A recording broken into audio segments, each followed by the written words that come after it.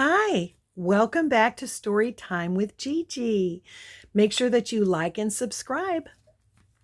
Today, our story is another classic called 20,000 Leagues Under the Sea by Jules Verne. This is a really exciting story.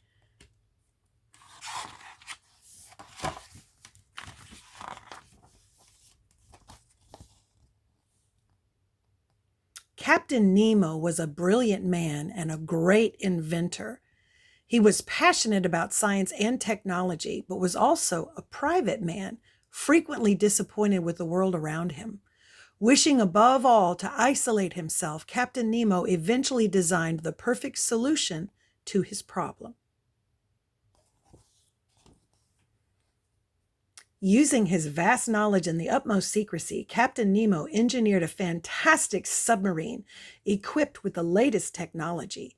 The futuristic vessel could navigate the deepest oceans to discover unknown aquatic territory.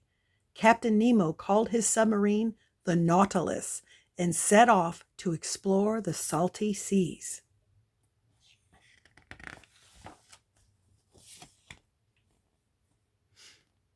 As time passed, people on land began to hear rumors of lost ships carried out to sea by an enormous destructive sea monster. Sailors were afraid of the monster, and soon everyone wanted to find the beast. What was it? A sea serpent? A giant narwhal? No one knew for certain except for Captain Nemo. He was using the Nautilus to destroy his enemies. And they thought the Nautilus was a monster. Oh. An expedition was formed to try and locate the mysterious creature. On a ship named the Abraham Lincoln, 3 brave volunteers signed up: Ned Land, a Canadian master harpoonist, Professor Aronnax, a celebrated French biologist, and Conseil, Professor Aronnax's faithful servant. Ned Land was excited to hunt the fearsome sea monster, but the professor hoped to capture and study the animal in a museum. So here's Ned Land, Professor Aronnax, and Conseil.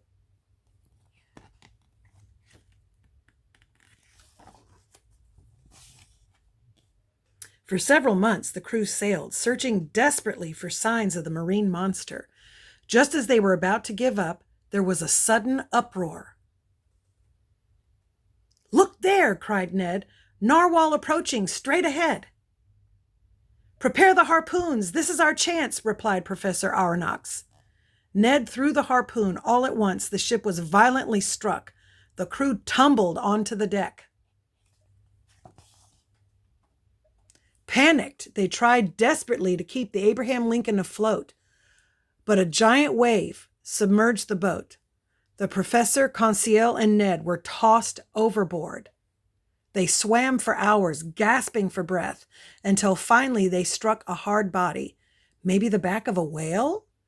They rested a while on the hard, smooth surface when suddenly Ned realized they were not on a whale.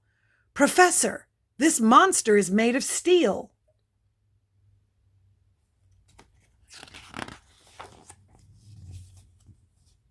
Ned was right. Without knowing it, they had taken refuge aboard the Nautilus. As they admired its polished metal exterior, Captain Nemo appeared with a few mysterious men. Without explaining why, the men led the professor, Ned, and Conseil down into the submarine. They soon discovered that Captain Nemo was responsible for all the inexplicable shipwrecks. "You have learned my secret," Captain Nemo told them. "Now you must stay on my vessel and never leave." "Great heavens!" exclaimed Ned. "What's to become of us?" Now they're going to be told they're going to be a prisoner. "You may move about freely on board the Nautilus," said Captain Nemo, "but you must never try to escape." "What about our friends and family?" Ned asked. "These are my conditions," replied the captain. Ned shook his head. He couldn't believe it. "I cannot promise that I won't try to escape," he finally said. Ned returned to his cabin more depressed than ever.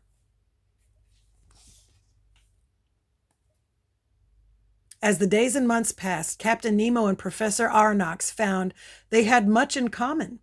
Captain Nemo admired the professor's scientific mind, and the biologist respected the technological prowess of the Nautilus. "It's a marvelous machine, Captain," said Aronnax. "You haven't even seen it all yet," replied Nemo.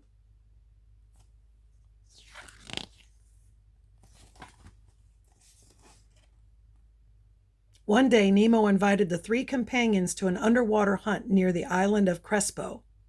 Ned Land refused, still angry at being held captain, but Aronnax and Conseil gladly accepted. Eager to test out the diving suits on the seafloor, they quickly dressed in the diving gear and followed Nemo out of the submarine. The professor and Conseil were speechless. The sun sparkled on the fins of multicolored fish and lit up a rainbow of coral reefs. They walked through fine sand and murky mud, past rocks covered in seaweed and littered with shells. Captain Nemo hunted a giant sea otter. When Ned found out what he had missed, he was sorry he hadn't joined them.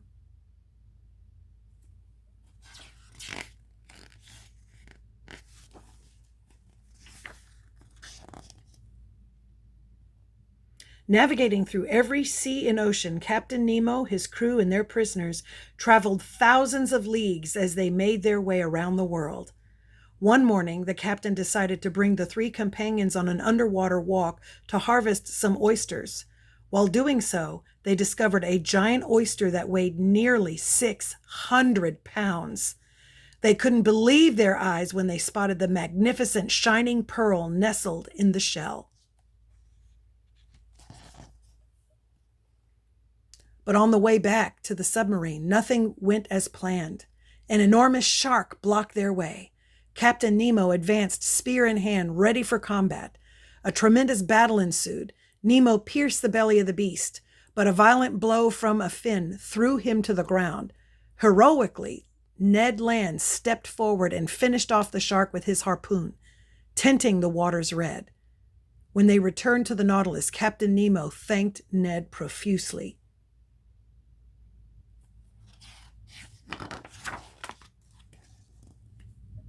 The submarine continued its voyage.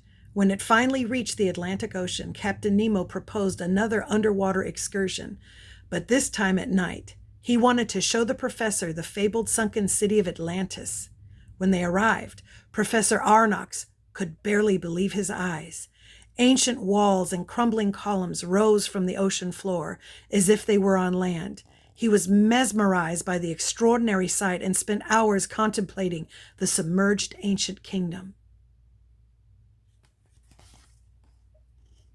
While the professor enjoyed his underwater adventures as the days passed on the Nautilus, Ned Land longed for freedom. One day, while Ned dreamed of escape, the submarine suddenly lurched to a halt and started jerking to and fro.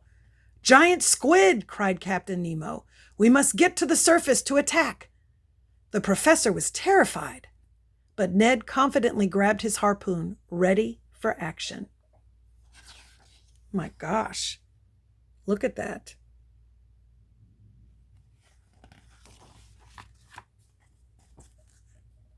The battle was rough. The squid attacked from all sides at once. The first mate was seized by an enormous tentacle and carried out to sea. Ned nearly had the same fate. But at the last minute, Captain Nemo saved him from a giant arm with a quick thrust of his spear. They were victorious, but not without losses. The crew departed with heavy hearts, and Ned was overcome with homesickness. He had to escape. Oh my.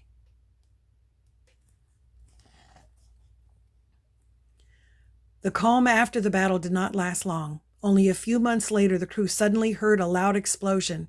It was a cannon. The Nautilus was under attack, and Captain Nemo was slowly raising the submarine to the surface. Ned saw his opportunity to escape once and for all.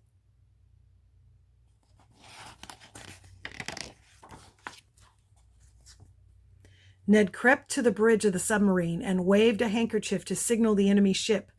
"I've got to get away from here. Please send me a sign," begged Ned.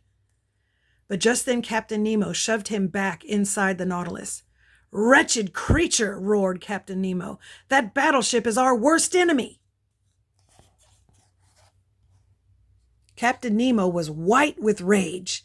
Now he was determined to destroy the battleship at all costs. "You will taste my vengeance, ship of misfortune."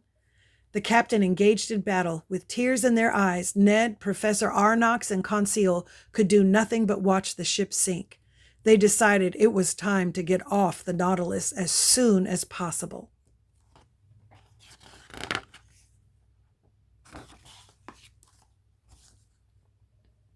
From then on, the atmosphere on the Nautilus was fraught with tension. While Captain Nemo navigated along the coast of Norway, the three companions finally agreed to steal a canoe and paddle to land. On the night of their departure, Professor Arnox caught a glimpse of Captain Nemo hunched over his organ. The captain was lost in thought. He had never looked so miserable. The professor was torn. Should he really abandon Captain Nemo? He thought fondly of the many deep-sea adventures they had, but knew he could not stay. Outside, Ned loosened the bolts that bound the canoe to the Nautilus. Just as the professor jumped in, a huge maelstrom appeared. In a second, the Nautilus was sucked down to the depths of the sea. Ned, the professor, and Conseil managed to get away just in the nick of time.